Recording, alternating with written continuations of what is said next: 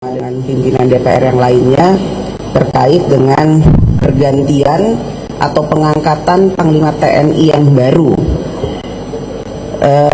Dalam surpres yang kami terima disebutkan nama yang akan diajukan ke DPR untuk menggantikan Panglima TNI Jenderal Andika Perkasa SE MAMSJ, dan nantinya tentu saja kami pimpinan DPR akan menindaklanjuti terkait dengan mekanisme yang ada di DPR untuk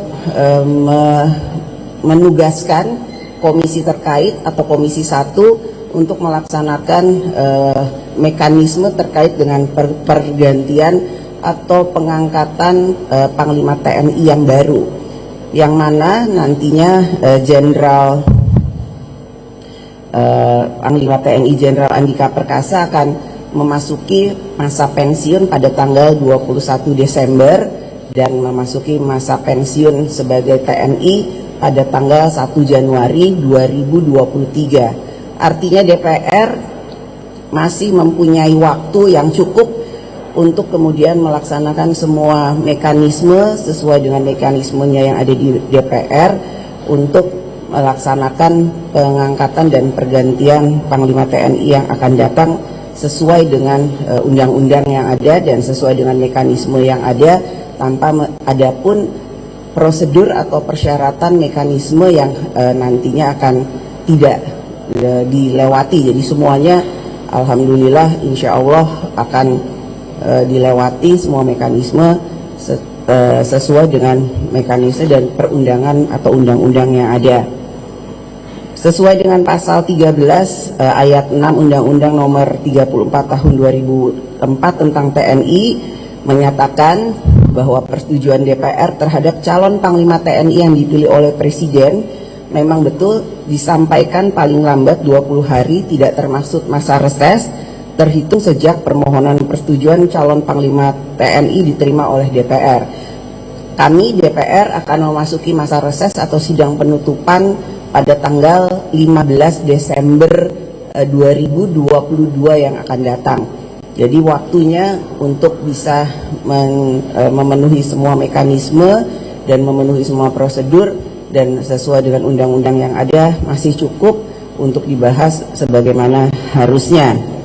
Dan karena DPR menerima surpres itu hari ini, maka waktunya pun masih cukup panjang, masih cukup lama untuk DPR bisa melaksanakan mekanisme yang ada dengan sebaik-baiknya. Dan dalam surpres yang saya terima pada hari ini, surpres sekali lagi saya sampaikan baru saya terima hari ini, DPR baru menerima hari ini, tidak ada pengambilan surat kembali atau pergantian atau wacana merubah nama yang sudah ada minggu lalu diganti minggu ini karena memang suratnya belum ada, ya kan begitu Pak? Karena seperti ada spekulasi yang menyatakan bahwa surat sudah dikirim tapi diambil kembali dengan spekulasi bahwa jangan-jangan ada pergantian nama yang diusulkan oleh Presiden. Tidak ada sama sekali, surat baru diterima hari ini dan secara langsung saya sebagai Ketua DPR didampingi pimpinan DPR yang lain menerima langsung dari Bapak Mensesnek. Dan pada kesempatan ini saya akan mengumumkan bahwa nama yang diusulkan oleh Presiden untuk menggantikan Panglima TNI Jenderal Andika Perkasa SE MAMSJ adalah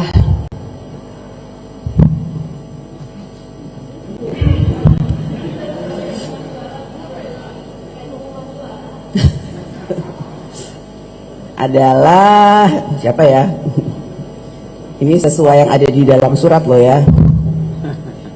Adalah, wah kamu udah gak sabar.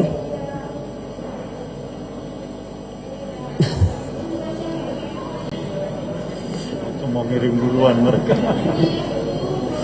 Adalah Laksamana TNI Yudo Margono SEMM Kepala Staf Angkatan Laut atau Kasal yang sekarang menjabat sebagai Kasal pada saat ini. Dan dengan sudah resminya surat dari Presiden kami terima oleh Ketua DPR dan pimpinan DPR, artinya bahwa Bapak Laksamana TNI Yudo Margono SEMM, Kepala Staf Angkatan Laut, bisa segera mengikuti proses dan mekanisme yang ada di DPR untuk kemudian nanti melaksanakan mekanisme fit and proper yang ada di DPR. Mungkin itu yang bisa saya sampaikan pada kesempatan ini, dan saya persilahkan Pak Pratikno selaku Mensesnek untuk menyampaikan hal-hal yang terkait dengan dikirimnya surprise terkait dengan pengangkatan dan pergantian Panglima TNI atas nama pemerintah. Silakan Pak Mensesnek. Terima kasih Ibu Ketua dan juga Bapak Wakil Ketua yang saya hormati. Saya tidak mengulang apa yang tadi disampaikan oleh Ibu Ketua. Saya atas nama pemerintah, atas nama Bapak Presiden menyampaikan terima kasih atas komitmen Ibu Ketua dan Bapak Wakil Ketua untuk memproses surat Presiden ini dalam waktu yang secepat-cepatnya dan cukup melegakan bagi kami bahwa waktunya masih cukup. Tadi disampaikan oleh Ibu Ketua DPR, dan kami sangat-sangat mengharapkan bahwa surat dari Ibu Ketua DPR bisa diterima oleh Bapak Presiden dalam waktu secepatnya, tentu saja sebelum masa reses masa sidang DPR ini berhenti dan memasuki masa reses. Kami harapkan sebelum itu sudah bisa diterima oleh Bapak Presiden. Saya kira itu Bu Ketua, Bapak Wakil Ketua, sekali lagi kami atas nama pemerintah menyampaikan terima kasih yang sebesar-besarnya. Terima kasih.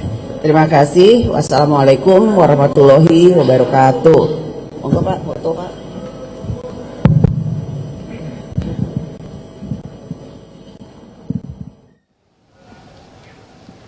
Laksamana Yudo Margono diusulkan sebagai calon tunggal Panglima TNI, dan pemirsa, kami masih terhubung dengan Wakil Ketua Komisi 1 DPR RI Abdul Haris Almasyari dan pengamat militer dan intelijen Susaning Tias Kertopati. Bu Nuning masih terhubung bersama kami? Masih. Baik, Bu Nuning, langsung saja saya ingin minta tanggapan Anda sekaligus bisa melanjutkan yang tadi sempat terpotong. Bu Nuning, silakan.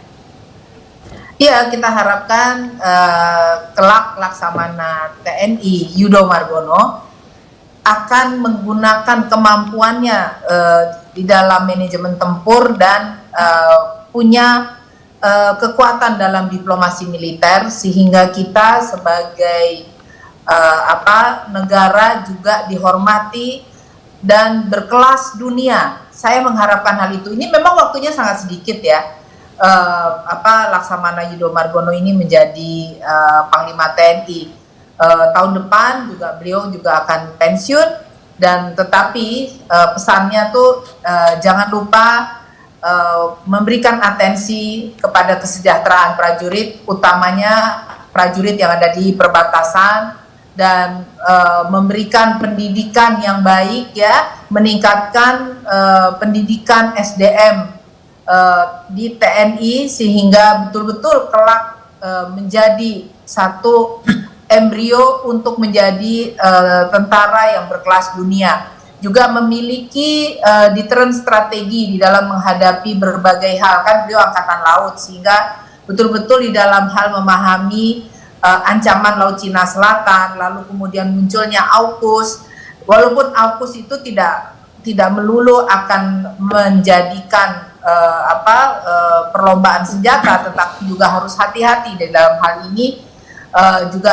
Saya harapkan juga memiliki deterrent strategi dalam menghadapi perang modern, bukan hanya konvensional, tetapi juga di sini yang penting juga kita harus ingat bahwa sekarang ada perang modern asimetrik, non-linier, dan perang cyber sudah ada di mana-mana. Oleh karenanya akan sangat baik sekali apabila Laksamana TNI Yudo Margono juga menyusun yang ada di bawahnya juga, sehingga memenuhi hal-hal tersebut. Dan jangan lupa di sini agar siapa yang menggantikan sebagai Kasal itu juga penting. Jadi kriteria itu juga harus dipenuhi.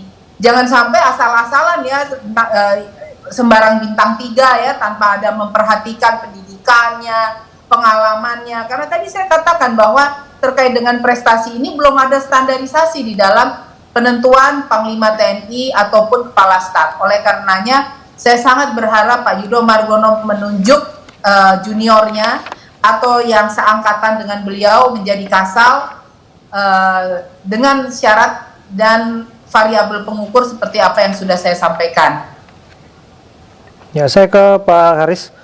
Pak Haris, selama kiprahnya di Kepala Staf Angkatan Laut dan itu bermitra dengan Anda di Komisi 1, bagaimana catatan yang ditorehkan oleh sosok Laksamana TNI Yudo Margono?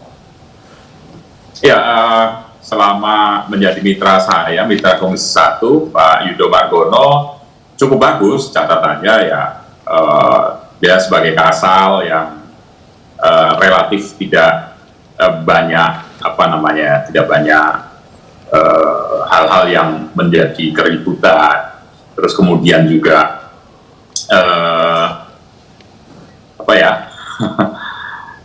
ya prestasi baik tentunya sebagai pelaut ya, kita mencatat banyak hal dan selama menjadi mitra kita juga secara profesional komunikasi dengan Komisi 1 cukup bagus. Bahwa salah satu concern yang tadi disampaikan juga oleh Bu Nuning, Pak Karis, Pak Yudo ini jika menjabat sebagai Panglima TNI waktunya sangat singkat, hanya 1 tahun saja. Menurut Anda bagaimana? Ya, bukan 1 tahun kurang bahkan, 1 tahun kurang bahkan. Jadi saya kira nanti Pak Yudo dalam fit and proper test nanti harus bisa menyampaikan strategi atau langkah-langkah prioritas apa yang ingin dia lakukan dalam waktu yang singkat. Jadi tidak bisa beliau mau menyampaikan yang idealnya akan begini, tapi constraint waktu juga harus dipertimbangkan. Nah, saya mencatat beberapa hal yang mesti harus beliau pertimbangkan. Salah satunya adalah berkaitan kalau ke dalam prajurit, tentunya saya sepakat dengan Bu Nuning tadi, kesejahteraan prajurit harus ditingkatkan agar prajurit betul-betul bisa menjadi prajurit yang sesungguhnya. Karena kalau prajurit itu kan ngukurnya sehari harus berapa kalori dia makan, karena untuk bisa siap melakukan latihan dan lain sebagainya, tentunya asupannya harus baik. Kesejahteraan yang berikutnya adalah masalah perumahan yang ini menjadi PR yang tidak berhenti, tidak kunjung selesai di tubuh TNI. Terus di luar masalah internal prajurit, tentara, kita juga melihat adanya masalah-masalah yang berkaitan dengan Papua. Terus kemudian sekitar Laut Natuna Utara atau Laut Cina Selatan. Ya, betapapun mungkin sekarang tidak terlalu memanas, tapi ini harus menjadi concern juga bagi Panglima yang besok akan dilakukan uji kepatutan dan kelayakan untuk memberikan perhatian, karena ini masalah-masalah internasional yang akan dilihat oleh dunia berkaitan dengan Panglima yang akan datang. Oke, saya ke Bu Nuning. Bu Nuning, tentu Pak Yudo punya tugas besar selain yang disebutkan tadi mengenai ketegangan di Laut Cina Selatan. Tentu ada tugas untuk memastikan bahwa TNI itu solid. Kemudian juga dia harus bersinergi dengan Polri dan lain sebagainya. Menurut Anda, bagaimana Pak Yudo nanti akan menjawab tantangan tersebut? Ya, kalau saya melihat dan mengenal Pak Yudo, sebagai pribadi beliau orangnya cukup supel ya, pandai bergaul dan agak seniman yang saya tahu. Jadi kalau seseorang punya jiwa seni itu kan biasanya lebih sensitif ya dalam melihat apa perkembangan yang ada gitu ya. Jadi apalagi ini akan menghadapi pemilu. Nah, tahun politik ini insya Allah di tangan Pak Yudo tidak akan terjadi satu fluktuasi yang mencemaskan, yang mungkin juga dapat kurang baik terhadap bangsa dan negara ini. Oleh karenanya menurut pandangan saya, Pak Yudo ini harus tahu politik meskipun tidak berpolitik ya, karena kalau tidak paham politik, maka tidak akan tahu fluktuasi politik yang tengah berlangsung. Ini kan di mana-mana hangat masalah politik. Oleh karenanya, menurut pandangan saya, Pak Yudo selain harus meningkatkan kesejahteraan prajurit, para pengawal alutsista, juga alutsistanya juga dibenahi semampunya. Karena apa? Kan pendek ya, beliau itu tahun depan juga sudah pensiun. Tetapi paling tidak ada legacy bagi beliau, apa yang harus diperbaiki. Lalu kemudian juga stakeholder seperti dengan polisi, dengan Badan Intelijen Negara, ya, itu juga harus bagus hubungannya. Karena apa? Semua kinerja dari TNI itu akan beririsan dengan lembaga-lembaga tersebut, juga lembaga-lembaga yang lain tentunya, kementerian dan lembaga yang lain. Jadi menurut pandangan saya, Pak Yudo meskipun hanya 1 tahun, semoga ada cukup waktu bersilaturahmi dan memberikan satu ikatan hubungan yang baik dengan kementerian dan lembaga yang lain, utamanya dengan Polri dan Badan Intelijen Negara. Baik, kita akan tunggu proses selanjutnya. Tentunya masih panjang, masih ada fit and proper test setelah penyerahan surprise ini. Terima kasih Bu Nuning dan Pak Haris sudah bergabung bersama kami di ini sore.